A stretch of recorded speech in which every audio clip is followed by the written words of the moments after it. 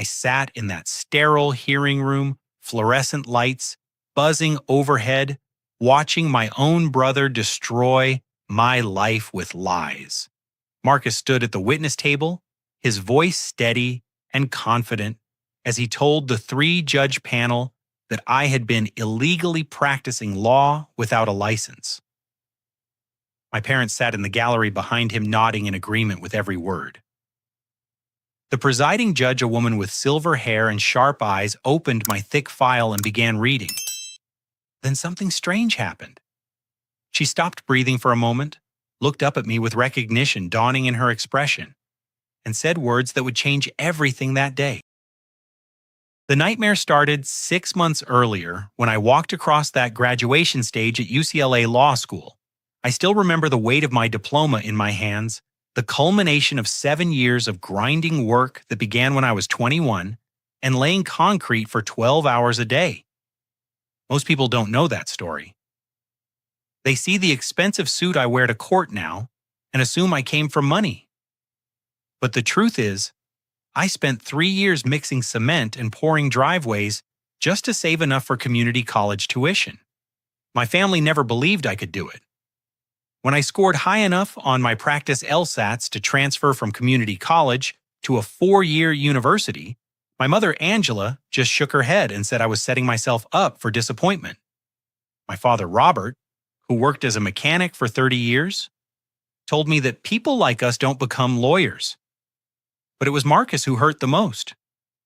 My older brother, the golden child, who built a successful consulting business, by age 25 would laugh whenever I mentioned my law school plans at family dinners.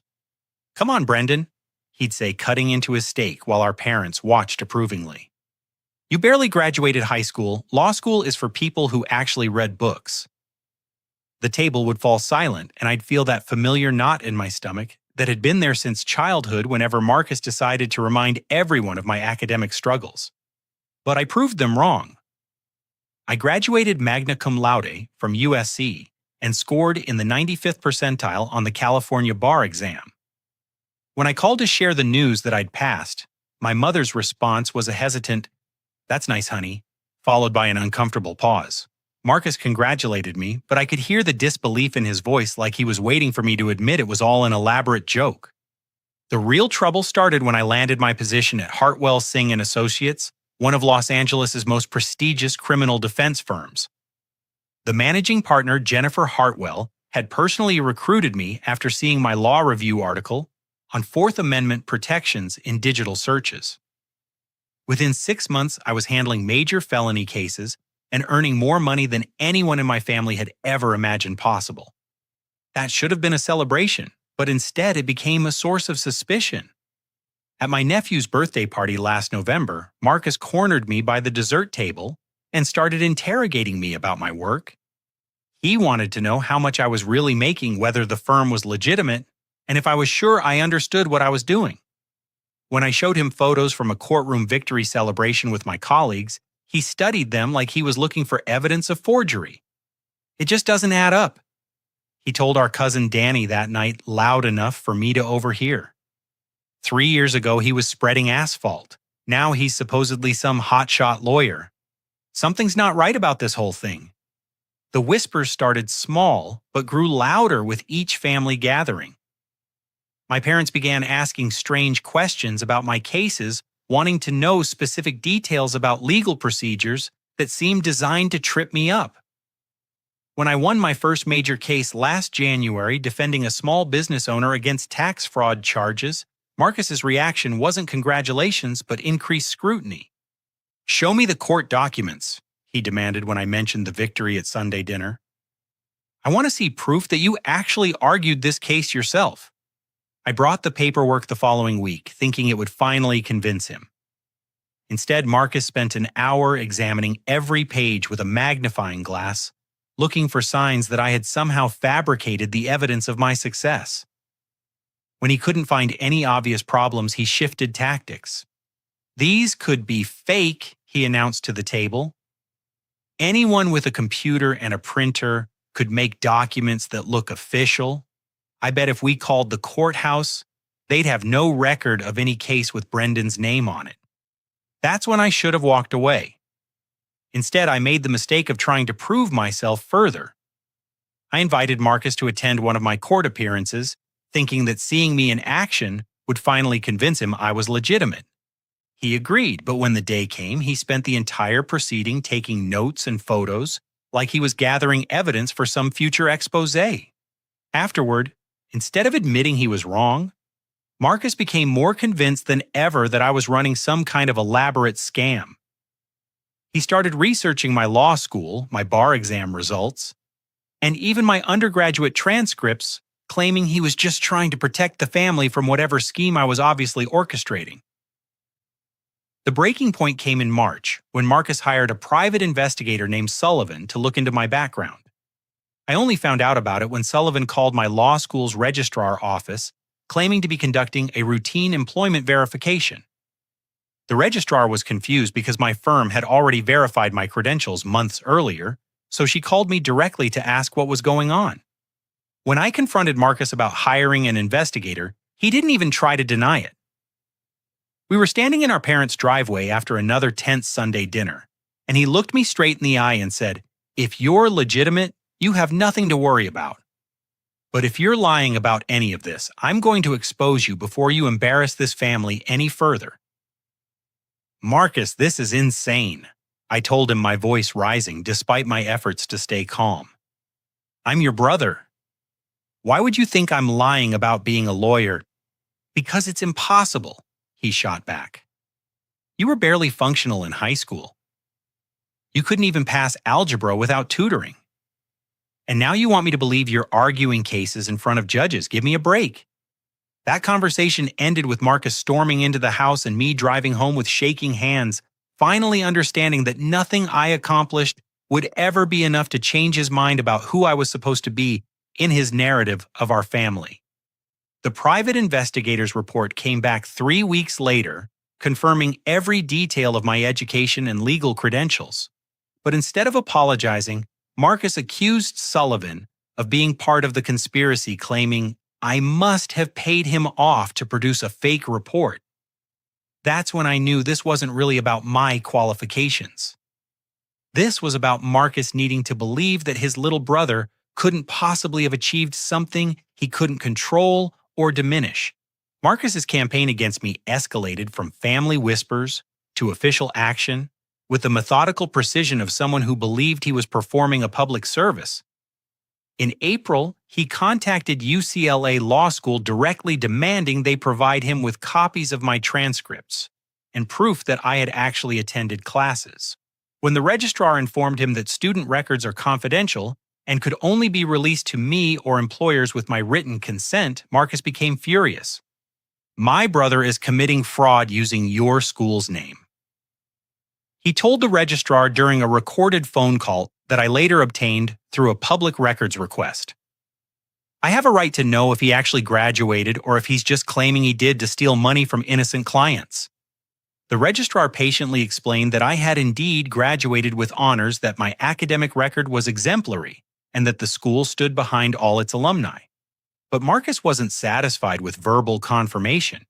He demanded written documentation, threatened to contact the American Bar Association, and even suggested that the entire law school might be operating a diploma mill. When UCLA's administration refused to violate my privacy rights, Marcus shifted his focus to the California State Bar itself. He filed a formal complaint in May, alleging that I had forged my bar exam results and was practicing law without a valid license. The complaint was 12 pages long, single-spaced, and filled with conspiracy theories about how I had supposedly manipulated the entire legal system. I learned about the state bar investigation on a Wednesday morning that I'll never forget. I was preparing for a pre-trial hearing when my phone rang, and Jennifer Hartwell's voice was tight with concern. "Brendan, I need you in my office immediately," she said. "Bring whatever documentation you have about your bar admission and law school graduation." The walk down the hall to her corner office felt like the longest 30 seconds of my life. Jennifer was sitting behind her mahogany desk with a letter from the state bar spread out in front of her, and her usual warm demeanor had been replaced by careful, professional distance. The bar received allegations about your credentials, she said without preamble. They're conducting a formal investigation, and until it's resolved, I have to place you on administrative leave. The words hit me like a physical blow. Administrative leave meant no client contact, no court appearances, and no salary. It meant my colleagues would whisper about what I might have done wrong. It meant the career I had worked so hard to build could disappear based on my brother's paranoid fantasies. Jennifer, this is my brother who filed the complaint, I tried to explain. He's been obsessed with proving I'm somehow fake ever since I started working here. None of this is true. She held up her hand to stop me. Brendan, I believe you. I've seen your work, and I know you're an excellent attorney. But I also have to protect this firm's reputation. Once the bar clears you, which I'm confident they will, we'll discuss your return. That was the most professional way anyone had ever told me my life was falling apart. The investigation moved quickly once it began. State bar investigators interviewed my law school professors, reviewed my bar exam scores, and examined court records from every case I had handled. They spoke to opposing counsel judges and clients trying to find any evidence that I was unqualified or had misrepresented my credentials in any way. Every interview came back positive. Professor Martinez from my constitutional law class told investigators that I was one of the most insightful students he had taught in 20 years. Judge Harrison, before whom I had argued 3 cases, called my legal work exceptional and expressed surprise that anyone would question my qualifications. Even prosecutors who had faced me in court vouched for my competence and professionalism. But Marcus wasn't satisfied with the bar's preliminary findings.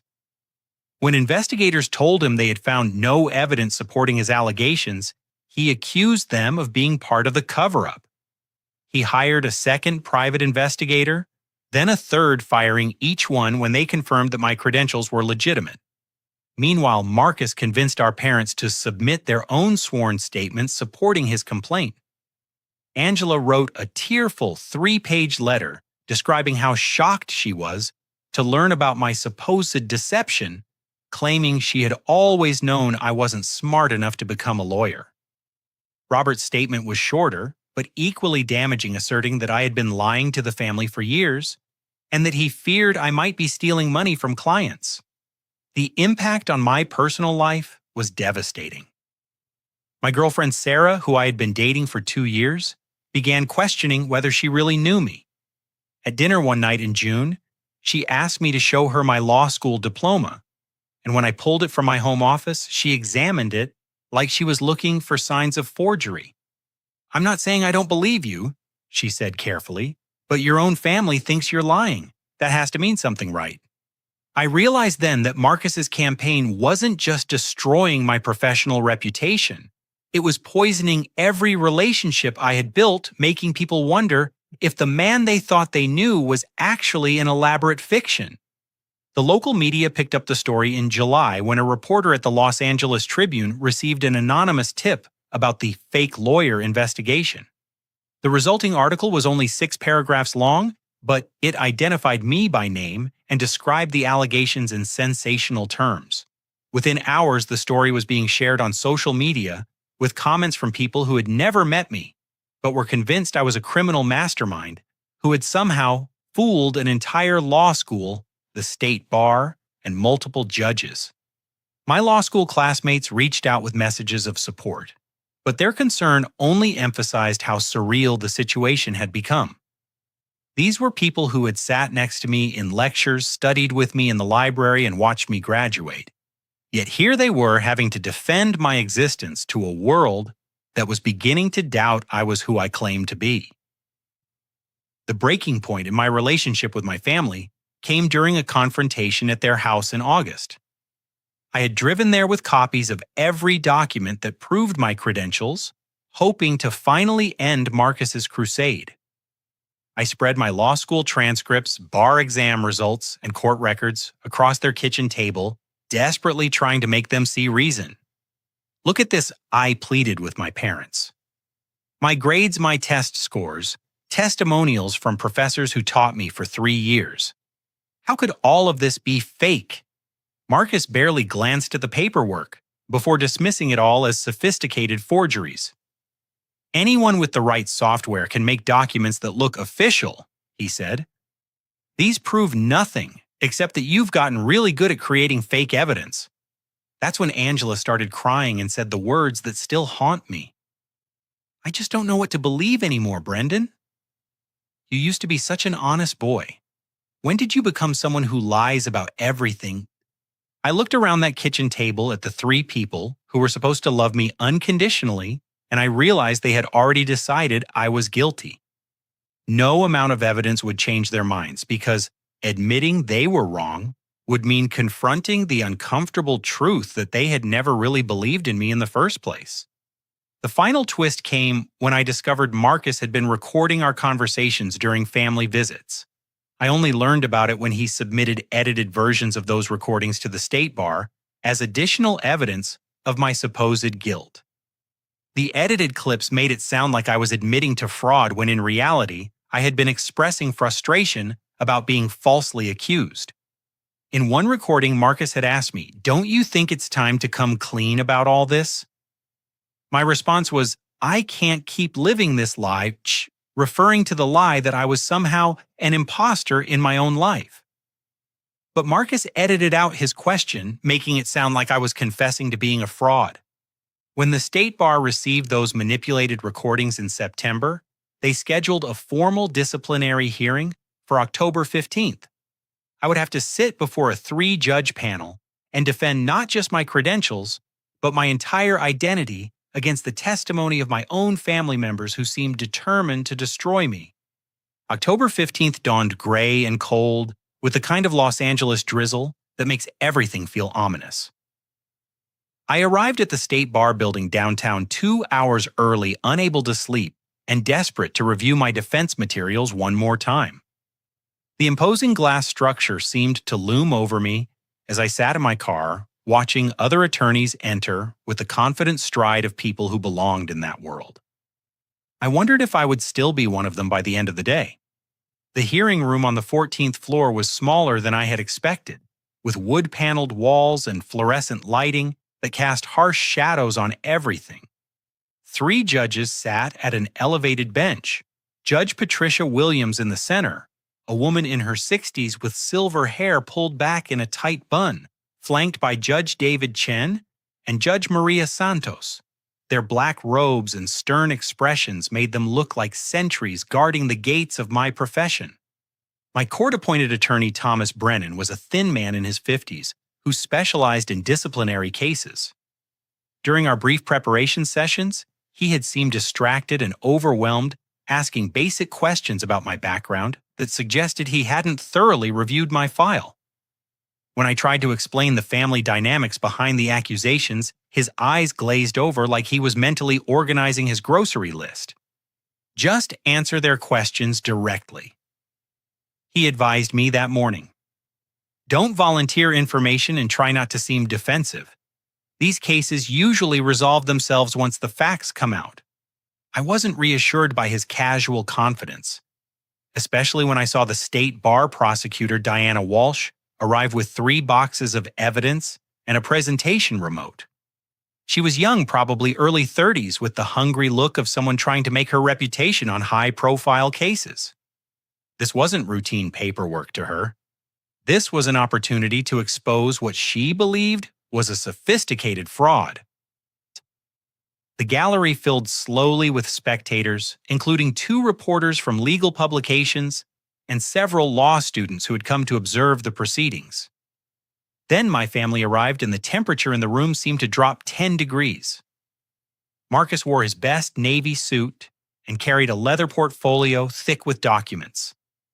Angela and Robert flanked him like bodyguards, their faces set in expressions of grim determination. Marcus didn't look at me as they took their seats in the front row, but I could feel his presence like a weight on my chest. This was the moment he had been building toward for months. His chance to prove to the world that his little brother was everything he had always said I was: a fraud, a disappointment, and a liar.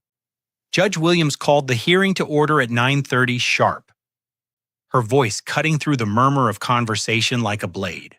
She read the charges against me in a flat, professional tone. Allegations of practicing law without a valid license, misrepresenting credentials to clients in courts, and engaging in fraudulent conduct that violated multiple sections of the state bar's rules of professional conduct. Diana Walsh opened with a presentation that would have been impressive if it hadn't been built on lies. She displayed a timeline of my supposed deception, complete with charts and graphs that made my legitimate career look like an elaborate criminal enterprise. According to her theory, I had been systematically fooling everyone from law school admissions officers to superior court judges for over 4 years. The evidence will show, she announced to the panel, that the respondent has built his entire professional identity on fabricated credentials and forged documents. His own family members, people who have known him his entire life, will testify that his claims of legal education and bar admission are completely inconsistent with his actual abilities and background. Then Marcus took the witness stand, and I watched my own brother transform into the most convincing liar I had ever seen. He spoke with calm authority about my academic struggles, my limited intellectual capabilities, and his growing suspicions about my supposed legal career. He presented his timeline of red flags from my sudden transformation from construction worker to law student to my allegedly impossible success at a prestigious firm. "Your Honor," Marcus said, looking directly at Judge Williams, "I've known my brother for 28 years. I've seen him struggle with basic math, watched him fail multiple classes in high school, and witnessed his complete lack of interest in reading or intellectual pursuits. The idea that this same person could graduate from law school, pass the bar exam, and handle complex criminal cases is simply not credible." He pulled out printed screenshots of my law firm's website, pointing to my professional photo and biography like they were evidence of a crime. "This whole persona is a fiction," he continued. "He's created this elaborate story about academic achievement and legal success, but it's all built on lies. I believe he's been impersonating a licensed attorney and potentially stealing money from clients who think they're hiring a qualified lawyer." The recording equipment played the edited conversations Marcus had secretly captured, and in the context of the hearing room, they sounded damning. My voice filled the space, seemingly admitting to living a lie and expressing frustration about keeping up a deception. Without the full context of our conversations, the recordings made me sound like a guilty man finally cracking under pressure. During cross-examination, Thomas Brennan asked a few weak questions about Marcus's motives for investigating me, but he failed to challenge the credibility of the recordings or expose the suspicious timing of Marcus's sudden concern about my career. When Marcus mentioned hiring private investigators, Brennan didn't ask why those investigators had confirmed my credentials or why Marcus had fired them when they didn't find evidence of fraud. Angela testified next, and her tears seemed genuine as she described her shock and disappointment at learning about my supposed deception. She painted a picture of a troubled young man who had always exaggerated his accomplishments and who she now believed had finally taken his lies too far. "I blamed myself," she said, dabbing at her eyes with a tissue. "I thought maybe if I had been a better mother, if I'd pushed him harder in school, he wouldn't have felt the need to create these fantasies about being successful. But when I saw how elaborate his lies had become, how many people he was fooling, I knew I had to speak up." The state bar prosecutor played excerpts from my parents' written statements, highlighting their assertions that I lacked the intelligence and education necessary to become a lawyer. Robert's statement was read aloud in his own words. "Brendan has always been a dreamer who lived in fantasy worlds. We should have seen the signs earlier that he was capable of this kind of elaborate deception. By lunch break, the case against me looked overwhelming. 3 family members had testified under oath that I was a fraud supported by recordings that seemed to capture me admitting to deception. The prosecutor had presented what appeared to be a clear pattern of misrepresentation stretching back years. I ate a sandwich in the courthouse cafeteria, but the food tasted like sawdust in my mouth. Thomas Brennan tried to reassure me that the afternoon would go better when we presented my documentation and character witnesses, but his confidence seemed forced. At the next table, 2 law students were discussing my case, speculating about how I had managed to fool so many people for so long. "It's actually kind of brilliant," one of them said. He must have studied real lawyers to learn how to act like one. The guy's basically a method actor who convinced everyone he was playing himself. I excused myself and spent the rest of lunch break in a bathroom stall, trying to compose myself for the afternoon session that would determine whether I had any future in the profession I had worked so hard to enter. When court reconvened at 1:15, Judge Williams looked tired, like she was already mentally writing the order that would end my career. Judge Chen was reviewing documents with the focused attention of someone looking for any detail that might support the prosecution's case. Judge Santos seemed sympathetic but confused, occasionally glancing at me like she was trying to solve a puzzle. The prosecutor's final witness was a handwriting expert who had analyzed my law school transcripts and bar exam results, looking for signs of forgery or alteration. His testimony was technical and boring, but his conclusion was clear. While he couldn't prove the documents were fake, he also couldn't definitively verify their authenticity given the sophisticated technology available for document creation. In my professional opinion, he said these documents could be genuine, but they could also be very high-quality reproductions created by someone with access to the right equipment and templates. That testimony felt like the final nail in my coffin. Even my legitimate credentials were being treated as suspicious, viewed through the lens of Marcus's accusations rather than evaluated on their own merit. I looked at the 3 judges and saw doubt in their eyes, the reasonable uncertainty that would justify ending my career to protect the public from a potential fraud. But then something unexpected happened. Judge Williams opened my complete file, the one containing all my case records and court appearances, and her expression changed. She studied a photograph clipped to the inside cover, then looked at me with recognition dawning in her eyes. Her hand stopped moving across the page, and for a long moment the entire courtroom held its breath. "Mr. Eduardo," she said slowly, using the wrong name but clearly recognizing someone.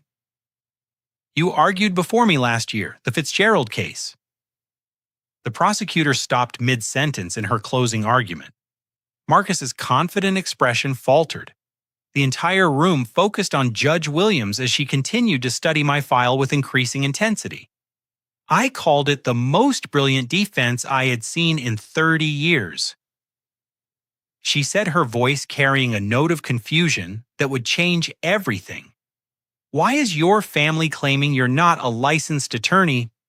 The silence that followed Judge Williams's words was deafening.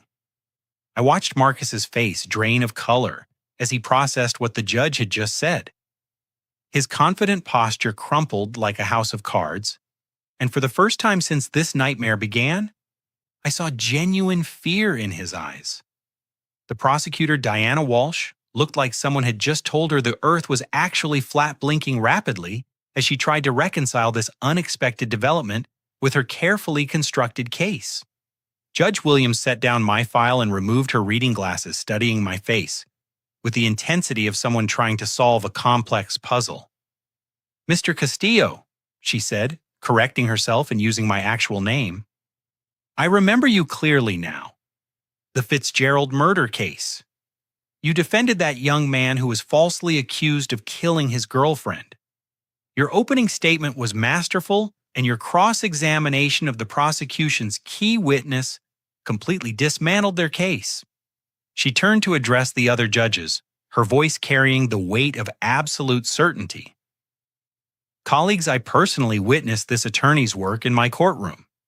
His legal knowledge, his courtroom presence, his ethical conduct throughout a highly charged case.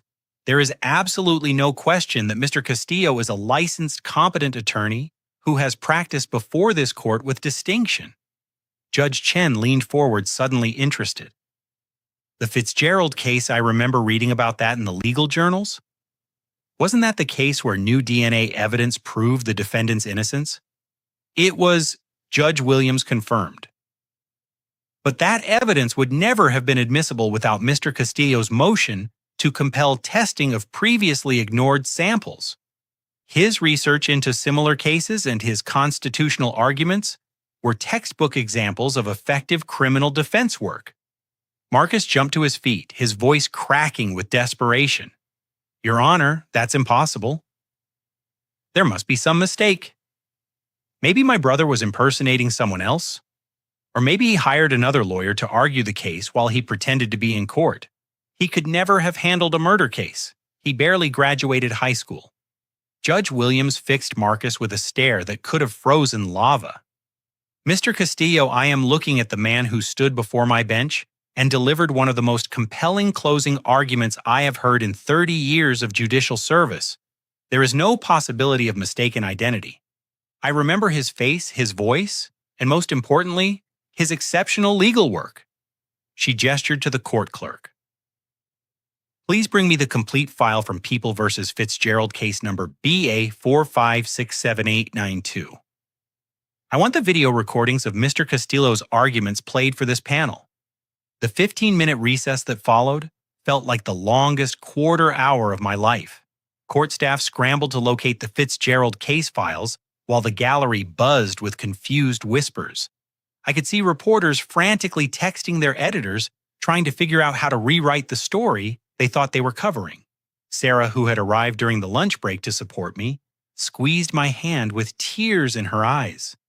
"I never doubted you," she whispered, though we both knew that wasn't entirely true. "I'm so sorry I let them make me question what I knew about you." Marcus sat with his head in his hands, surrounded by our parents, who looked bewildered and increasingly panicked. Angela kept glancing between Marcus and me like she was seeing both of her sons clearly for the first time in years. Robert's face had gone ashen, and he was staring at his hands like he couldn't bear to look at anyone else in the room. When court reconvened, the clerk had set up a large monitor visible to everyone in the courtroom. Judge Williams announced that they would review selected portions of my work in the Fitzgerald case to establish my credentials definitively. The first video showed me delivering my opening statement to a packed courtroom, my voice clear and confident as I outlined the defense strategy. "Ladies and gentlemen of the jury," my recorded voice filled the hearing room. "The prosecution wants you to believe that David Fitzgerald is a cold-blooded killer who murdered the woman he loved. But the evidence will show that David is actually the victim of a rush to judgment by investigators who were more interested in closing a high-profile case than finding the truth." Judge Chen nodded approvingly as the video continued. "That's sophisticated legal argument," he murmured to Judge Santos. "Look at how he's previewing the evidence while establishing reasonable doubt. This isn't amateur work." The second video showed my cross-examination of the prosecution's star witness, a supposed eyewitness whose testimony I had systematically destroyed through careful questioning that revealed inconsistencies in his story and his motivation to lie. My technique was methodical and professional, building to a climactic moment, where the witness finally admitted he hadn't actually seen anything and had invented his testimony to avoid drug charges. "Mr. Patterson," my recorded voice asked, "isn't it true that you told police you saw my client at the scene only after Detective Morrison promised to help you avoid prosecution for possession of methamphetamine with intent to distribute?" The witness's breakdown on video was complete and devastating. Marcus watched his entire worldview collapse as the recordings proved beyond any doubt that I was not only a legitimate attorney, but an exceptionally skilled one. The final video was my closing argument, which Judge Williams had called brilliant. I watched myself pace before the jury, weaving together evidence and legal precedent into a compelling narrative that had ultimately freed an innocent man. "The prosecution has asked you to convict David Fitzgerald based on suspicion, circumstantial evidence, and the false testimony of a witness who admitted on this stand that he lied to avoid his own criminal charges. My recorded voice declared. But our system of justice demands more than suspicion. It demands proof beyond reasonable doubt, and that proof simply does not exist in this case. When the videos ended, the courtroom remained silent except for the sound of Angela crying quietly in the front row. Judge Williams addressed the panel with crisp authority. Having reviewed Mr. Castillo's documented legal work, I move to immediately dismiss all charges against him. The evidence clearly establishes that he is a licensed attorney in good standing, who has practiced with competence and distinction before this court. But Diana Walsh wasn't ready to surrender. Your Honors, while Mr. Castillo may be licensed now, the family's allegations suggest he fraudulently obtained his credentials initially. Perhaps he cheated on the bar exam or somehow manipulated the law school admissions process. Judge Santos shook her head. Counselor, we just watched recordings of sophisticated legal work that demonstrates years of education and training. No one could fake that level of knowledge and skill. These recordings prove Mr. Castillo's competence beyond any reasonable doubt. The prosecutor's case was collapsing in real time, and everyone in the room could see it. But the most dramatic moment was still to come. Judge Williams called for a brief sidebar with her colleagues, and their whispered conference lasted only 2 minutes before she returned to address the courtroom with barely controlled anger. This hearing is based on false allegations that have wasted this court's time and damaged the reputation of a competent attorney, she announced. Before we dismiss these charges, I want to understand how we arrived at this point. Mr. Marcus Castillo, you have testified under oath that your brother is a fraud. You have presented edited recordings as evidence. You have convinced your parents to file false statements with the state bar. I want to know why. Marcus stammered something about protecting the family and preventing fraud, but his explanation sounded hollow even to him. Judge Williams wasn't satisfied. Bailiff, please contact the district attorney's office. I want someone here immediately to discuss potential charges for perjury, filing false reports, and tampering with evidence. These recordings appear to have been deliberately edited to misrepresent the content of conversations. That's when the second stunning revelation emerged. The court's audio technician, who had been analyzing Marcus's recordings during the sidebar conference, reported that digital analysis showed clear evidence of manipulation. The recordings had been edited with sophisticated software to remove context and create false impressions of guilt. Your Honor, the technician reported, these recordings have been heavily altered. Portions have been deleted, segments have been rearranged, and in at least 2 instances, words have been digitally spliced together to create statements that never actually occurred. Marcus's face went white as the full implications hit him. He wasn't just wrong about my credentials. He was facing potential felony charges for evidence tampering and filing false reports. The family crusade that had consumed his life for months was about to destroy his own future instead of mine. Judge Williams ordered an immediate investigation into Marcus's conduct, including his hiring of multiple private investigators and his campaign to spread false information about my professional credentials. She also ordered the state bar to examine whether Marcus had committed crimes that warranted referral to federal authorities for prosecution. The hearing that had begun with my career hanging in the balance had become Marcus's day of reckoning. As bailiffs prepared to take him into custody for questioning, he finally looked at me across the courtroom with something that might have been regret. I just couldn't believe it, he said, his voice breaking. I couldn't believe you had actually done something I couldn't do. The investigation into Marcus's conduct moved with the swift efficiency of a system finally focused on actual misconduct rather than fabricated allegations. Within hours of Judge Williams's order, state bar investigators were examining Marcus's phone records, financial transactions, and communications with the private investigators he had hired. What they discovered painted a picture of obsession and deception that went far beyond family jealousy. The first breakthrough came when investigators analyzed the complete audio files from Marcus's recordings. The original, unedited conversations revealed the true context of every statement he had manipulated. In one recording, when Marcus asked if I was tired of living a lie, my complete response was, "I'm tired of living the lie that I have to prove myself to you constantly. I'm tired of pretending that your approval matters more than the truth about what I've accomplished." Marcus had edited out everything except, "I'm tired of living the lie," making it sound like a confession of fraud rather than an expression of frustration about his constant doubt.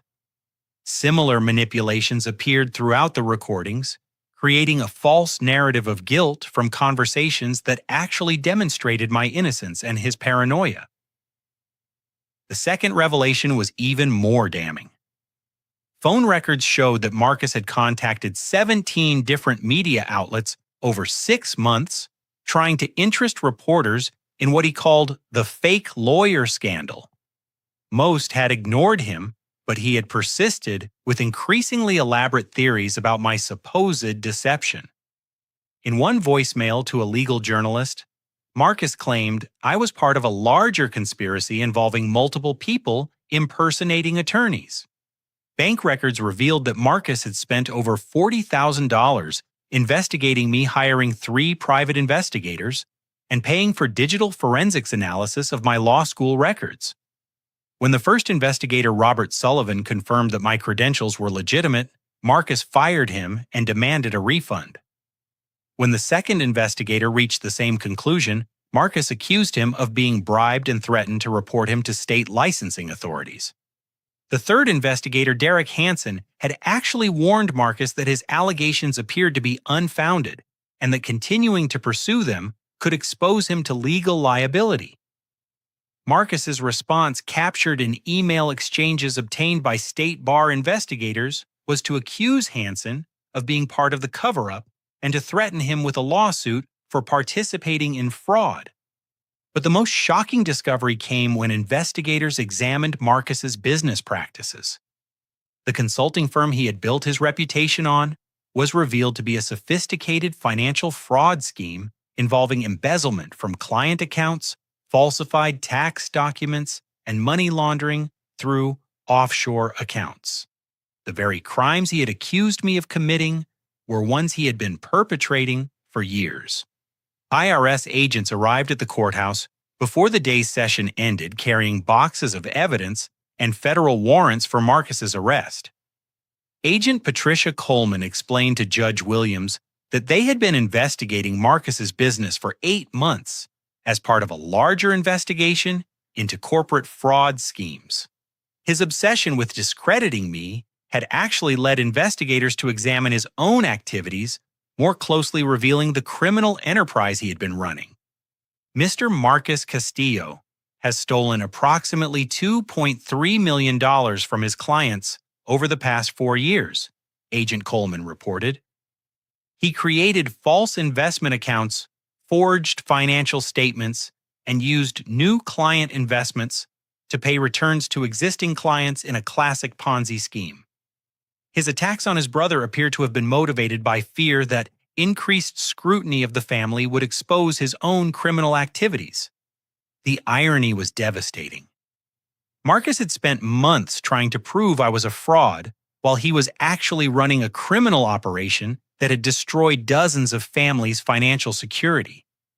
His righteous crusade against my supposed deception had been projection of the massive deception he was perpetrating every day. Angela took the witness stand again that afternoon, but this time she was testifying as a victim of her older son's crimes rather than as a supporter of his allegations. Through tears, she revealed that Marcus had convinced her and Robert to invest their retirement savings in his fake investment fund. They had lost nearly $200,000 money Marcus had stolen to finance his investigation of me and to maintain his fraudulent lifestyle. "I don't understand any of this," Angela sobbed. Marcus was always the successful one, the one we were proud of. He told us Brendan was lying about everything, and we believed him because we trusted him. Now we find out that Marcus was the liar all along and he stole our life savings while making us think Brendan was the criminal. Robert's testimony was even more heartbreaking. He described how Marcus had gradually isolated him and Angela from me, convincing them that any contact with me was dangerous because I might involve them in whatever criminal scheme he claimed I was running. Marcus had monitored their phone calls, read their mail, and convinced them to change their wills to exclude me from any inheritance. He said Brendan was going to destroy the family reputation. Robert testified, his voice shaking with emotion. He made us believe that supporting Brendan meant we were helping a criminal. We stopped talking to our own son because we trusted the wrong one. The final piece of evidence came from Marcus himself. Faced with overwhelming evidence of his financial crimes and the collapse of his case against me, he finally broke down and confessed to Agent Coleman. The confession played in open court revealed the depths of his jealousy and the elaborate lies he had constructed to justify his behavior. I couldn't stand that Brendan was actually successful. Marcus's voice filled the courtroom through the recording equipment. He was supposed to be the failure. He was supposed to need me to succeed. When he became a lawyer and started making more money than me, it destroyed everything I believed about our family and about myself. I thought if I could prove he was fake, then everything would go back to the way it was supposed to be. The confession continued with Marcus admitting that he had known his allegations were false, but had convinced himself that I must be hiding some other crime that would justify his investigation. When he couldn't find any evidence of wrongdoing, he began manufacturing it, editing recordings, and pressuring our parents to support his narrative. I told myself I was protecting the family, Marcus said in the recording. But really, I was just trying to protect my ego. I couldn't accept that my little brother had surpassed me honestly while I was building my success on lies and stolen money. Judge Williams listened to the confession with an expression of disgust that encompassed not just Marcus's crimes, but the waste of resources and damage to my reputation that his false allegations had caused. When the recording ended, she addressed the courtroom with cold fury. This case represents one of the most malicious abuses of the disciplinary process I have seen in 25 years on this bench, she declared. Mr. Brendan Castillo's reputation has been damaged by false allegations filed by a family member who was himself engaged in serious criminal conduct. This court apologizes to Mr. Castillo for the ordeal he has endured based on these fabricated charges. The dismissal of all charges against me was swift and complete. Judge Williams expunged the entire proceeding from my record and ordered the state bar to issue a public statement clearing my name and confirming my standing as an attorney in good standing. She also recommended that I be considered for commendation for maintaining my professionalism and integrity throughout the investigation. But the most satisfying moment came when federal agents led Marcus away in handcuffs. As they passed my table, he stopped and looked at me with tears in his eyes. "I'm sorry, Brendan," he said quietly. "I'm sorry for everything." I looked at my brother, seeing him clearly for the first time in years. "I forgive you, Marcus," I replied, "but I'll never forget what you were willing to do to me." As the courtroom emptied, I sat at the defendant's table with Sarah and Thomas Brennan, watching the reporters rush out to file their corrected stories. The nightmare was over, but the damage to my family relationships would take much longer to repair. Jennifer Hartwell appeared at my side as I gathered my documents, her smile warm but apologetic. "Brendan, I want you back at work Monday morning," she said. "And I want to discuss making you a junior partner. What you've been through would have broken most people, but you maintained your dignity throughout. That's exactly the kind of character we want representing our firm."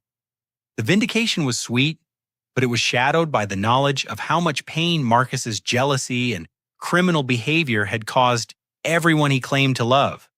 As I walked out of the courthouse with Sarah, I realized that winning this fight was just the beginning of a longer journey toward healing the wounds that months of false accusations had created. The aftermath of Marcus's arrest unfolded with the systematic precision of a justice system finally focused on actual crimes rather than fabricated allegations. Within 72 hours of his confession, federal prosecutors had filed a 37-count indictment charging him with wire fraud, money laundering, tax evasion, and conspiracy to commit financial crimes. The scope of his criminal enterprise was staggering, involving over 200 victims and spanning 4 states. Marcus's consulting business, which had been the foundation of his supposed success and the source of his arrogance toward me, collapsed overnight. Clients who had trusted him with their life savings discovered they had been funding a Ponzi scheme that used their investments to pay earlier investors while Marcus skimmed millions for personal use. The luxury cars, expensive watches, and upscale lifestyle that had impressed our parents were all purchased with stolen money. The media coverage shifted dramatically from the fake lawyer story to the much more compelling narrative of a successful businessman whose jealousy of his brother had exposed his own massive fraud. Legal journalists, who had initially covered my disciplinary hearing as a curiosity about credential fraud, now wrote extensive pieces about prosecutorial overreach and the dangers of accepting accusations without proper investigation. The Los Angeles Tribune, which had published the original article questioning my credentials, ran a front-page story with the headline, "Real Fraud Was the Accuser Brother's Jealousy Exposes $1 Million Scam." The article detailed Marcus's criminal activities and included quotes from Judge Williams praising my legal work and condemning the waste of judicial resources on fabricated charges. My law firm not only welcomed me back, but made me the centerpiece of their response to the scandal. Jennifer Hartwell called a press conference to announce my promotion to junior partner and to emphasize the firm's confidence in my abilities and character. She used the opportunity to highlight how I had maintained my professionalism throughout the ordeal, never lashing out at my accusers or compromising my ethical standards despite facing career destruction. "Brendan Castillo represents everything we value in the legal profession," Jennifer told the assembled reporters. His response to false accusations was to trust in the truth and work within the system to clear his name. That kind of integrity under pressure is exactly what our clients deserve from their legal representation. The State Bar went beyond simply clearing my record. They issued an unprecedented public apology for allowing the investigation to proceed as far as it did without more thoroughly examining the credibility of the accusations. Bar President Catherine Morrison personally called to express regret for the damage to my reputation and to invite me to join the organization's ethics committee. "Your experience highlights important flaws in our complaint investigation process," she explained during our conversation. "We want you to help us develop better procedures to prevent legitimate attorneys from being subjected to malicious or frivolous allegations in the future." The offer to serve on the ethics committee was both an honor and an opportunity for meaningful reform. I accepted knowing that my experience could help protect other attorneys from similar ordeals while also demonstrating the resilience and commitment to justice that had sustained me through the investigation. Marcus's criminal trial was scheduled for the following spring, but his financial empire continued crumbling through the winter months. Civil lawsuits from defrauded clients piled up faster than his court-appointed attorneys could process them. His assets were frozen, his business licenses revoked, and his professional reputation destroyed beyond any possibility of recovery. The most painful aspect of Marcus's downfall was its impact on our parents. Angela and Robert not only lost their retirement savings to his Ponzi scheme, but faced the humiliation of having supported his false accusations against me. The revelation that they had been manipulated by their criminal son while attacking their innocent son created a level of family trauma that would require years of healing. Angela entered therapy to process the guilt and confusion of having been deceived so completely by Marcus while doubting me without evidence. During one of our first conversations after the trial, she broke down completely. "I failed as a mother," she cried. "I believed the wrong son and hurt the innocent one." How do I live with that? How do you ever forgive me for what I did to you? The conversation took place in her living room, the same space where Marcus had convinced her to sign false statements about my character. Seeing her genuine anguish, I realized that she had been Marcus's victim, too manipulated by someone she trusted to betray someone she loved. Mom, Marcus spent months systematically convincing you I was dangerous, I told her. He used your love for this family and your fear of scandal to manipulate you into supporting his lies. You were deceived by an expert manipulator who happened to be your son. Robert's recovery was slower and more complicated. His blue-collar background had always made him suspicious of intellectual achievement, making Marcus's claims about my impossible success seem plausible. Learning that his successful businessman's son was actually a criminal, while his supposedly fraudulent son was legitimately accomplished, challenged fundamental assumptions about success and family that had guided his life for decades. The financial impact on my parents was severe but not devastating.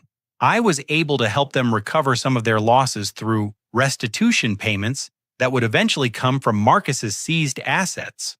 More importantly, I began including them in my life again, inviting them to court proceedings where they could see me work, and gradually rebuilding their understanding of who I actually was. Sarah and I had emerged from the ordeal with a stronger relationship tested by external pressure, but ultimately strengthened by our commitment to each other. She had initially wavered when faced with my family's accusations, but her support during the hearing and her fierce defense of me afterward demonstrated the depth of her love and her growth in understanding manipulation tactics. I learned something important about myself during this whole nightmare. Mir, she told me one evening as we walked along the beach in Santa Monica. I'm stronger than I thought, but I'm also more susceptible to other people's opinions than I want to admit. I'll never let anyone make me doubt you again. We became engaged that Christmas in the same courthouse where my vindication had taken place. Judge Williams, who had become something of a mentor to me, performed the ceremony in her chambers with our closest friends and my reconciling family in attendance. The symbolism was powerful. A place where I had faced destruction had become the site of new beginnings. The most unexpected development was the establishment of the Castillo Legal Defense Fund, which I created to help other professionals facing false accusations from family members or personal acquaintances. The fund provided legal representation investigation services and emotional support for people dealing with malicious complaints designed to destroy their careers and reputations. The need for such services was greater than I had imagined. Within 6 months, the fund was handling 12 cases involving teachers, doctors, accountants, and other professionals whose success had inspired jealous family members or former friends to file false reports with licensing boards. Each case taught me something new about the psychology of betrayal and the importance of maintaining professional systems that could distinguish between legitimate concerns and personal vendettas. Marcus was sentenced to 8 years in federal prison and ordered to pay $4.7 million in restitution to his victims. His guilty plea spared everyone the trauma of a lengthy trial, but his allocution in court provided a final window into the mindset that had driven his destructive behavior. I convinced myself that my brother must be lying because I couldn't accept that he had achieved something honestly that I could only achieve through fraud, Marcus told the judge. I destroyed my family, hurt innocent people, and wasted the court's time because I couldn't face the truth about myself. I hope someday I can earn the forgiveness of the people I've hurt, starting with my brother. The sentencing provided closure to the legal proceedings, but the deeper work of family healing was just beginning. I visited Marcus in prison 6 months after his sentencing, not to forgive him, but to understand how our family dynamics had contributed to his destructive jealousy and to begin the long process of rebuilding some form of relationship. The conversation was awkward and painful, but it was a beginning. Marcus was participating in therapy, and seemed genuinely committed to understanding and changing the patterns of thought that had led to his criminal behavior. Whether he would emerge from prison as someone capable of healthy family relationships remained to be seen, but I was willing to give him the opportunity to prove he could change. 2 years have passed since that October morning when I sat in a disciplinary hearing room watching my own family try to destroy my career with lies.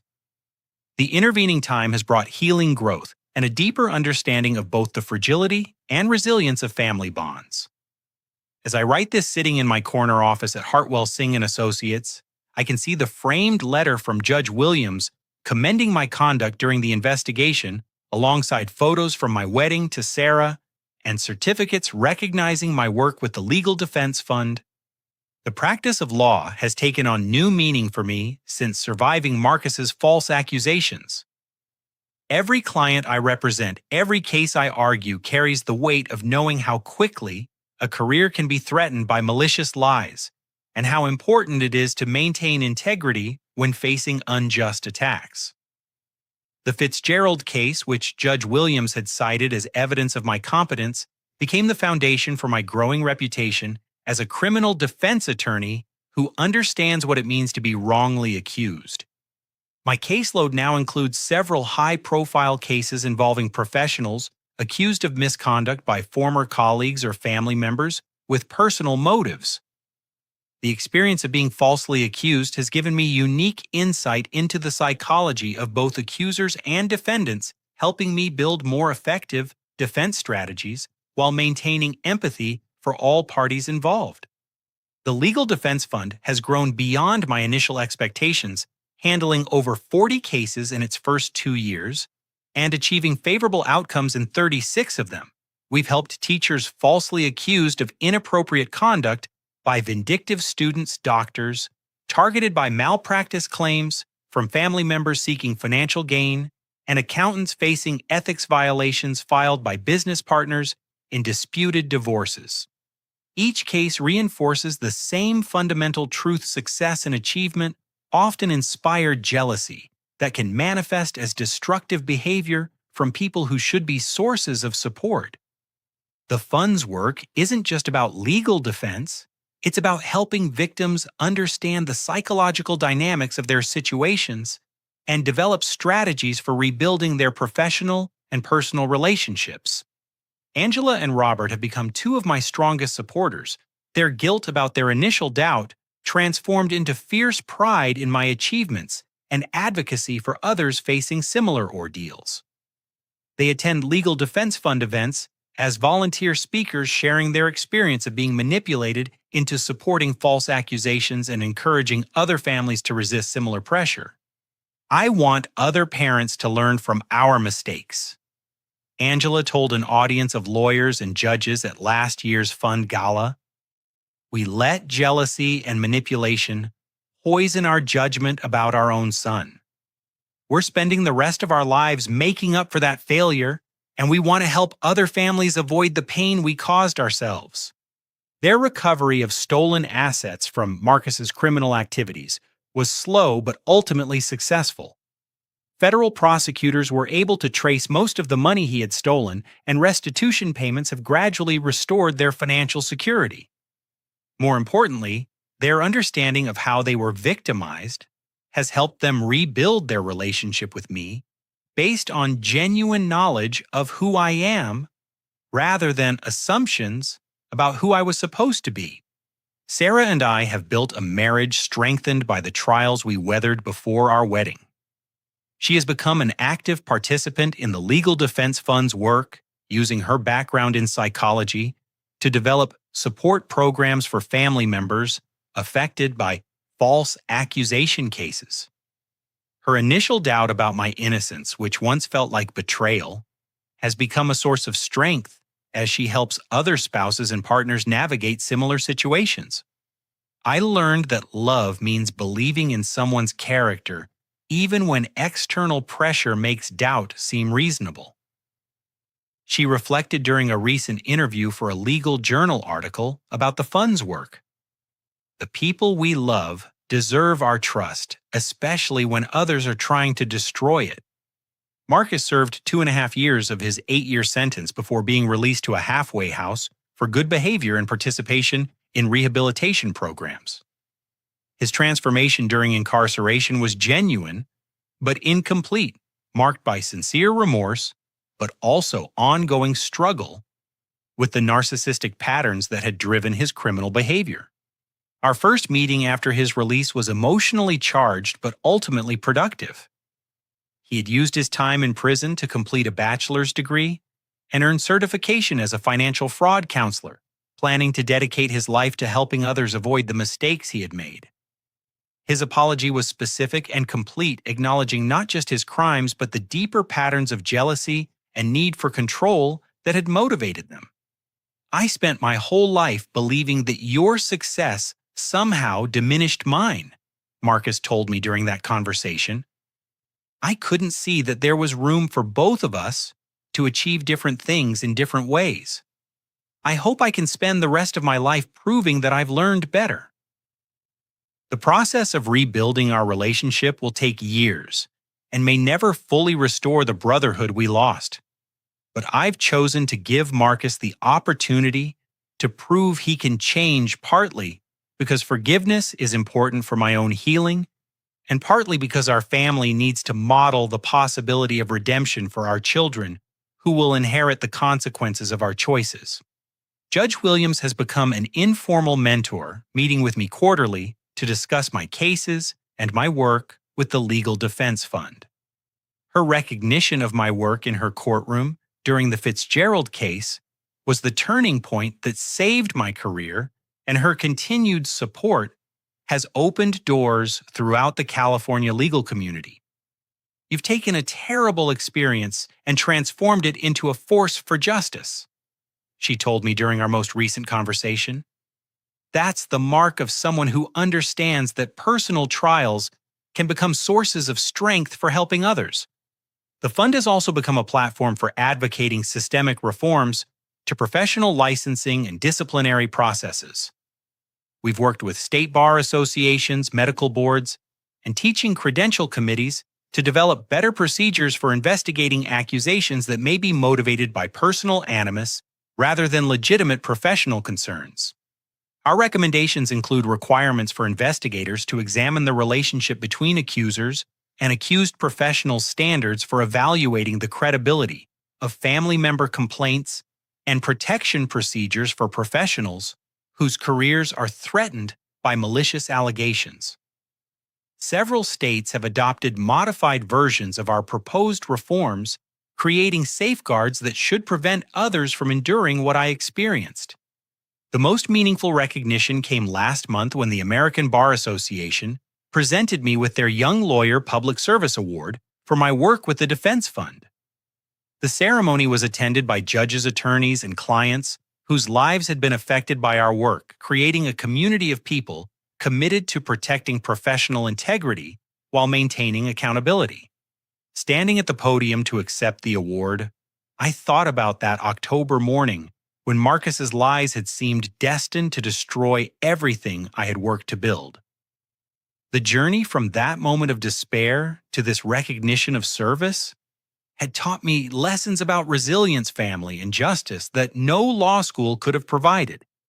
Every professional who faces false accusations, I told the audience, needs to know that maintaining integrity under pressure isn't just about surviving the immediate crisis. It's about building the character and reputation that will ultimately prove stronger than any lie. As I conclude this story, I want to share the most important lessons I've learned from this experience. First, success often inspires jealousy, even from family members who should celebrate your achievements.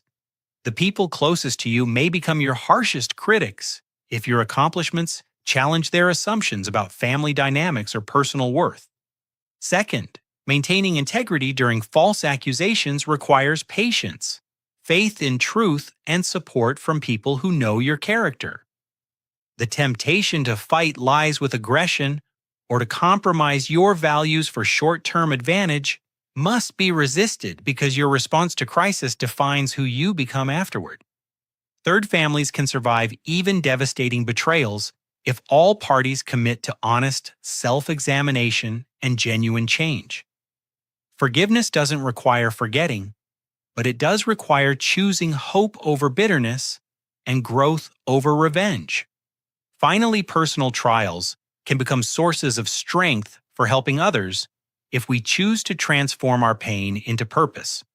The worst experiences of our lives can become the foundation for our most meaningful contributions if we maintain perspective and commitment to service.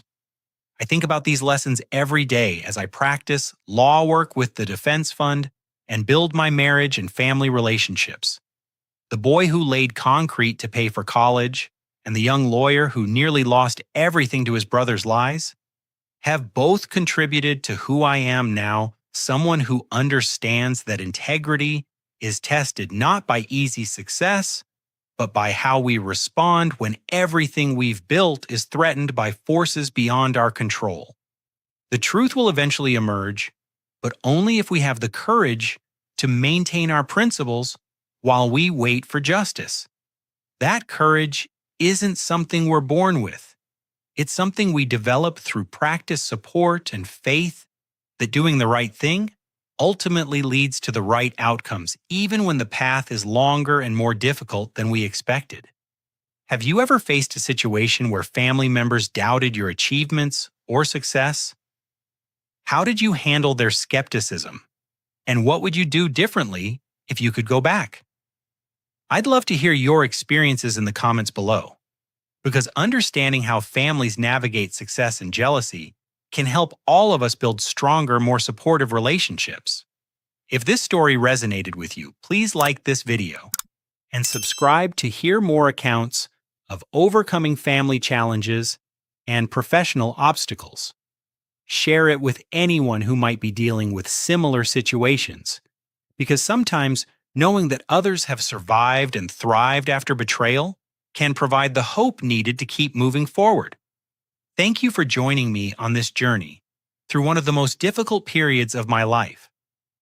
I hope my experience can help you navigate your own challenges with greater wisdom and confidence, knowing that integrity and perseverance ultimately triumph over lies and jealousy, even when the victory takes longer than we hope. Remember that your worth isn't determined by others' ability to believe in you, but by your commitment to becoming the person you're meant to be, regardless of the obstacles placed in your path. Keep building, keep growing, and keep believing in the power of truth to eventually overcome any deception.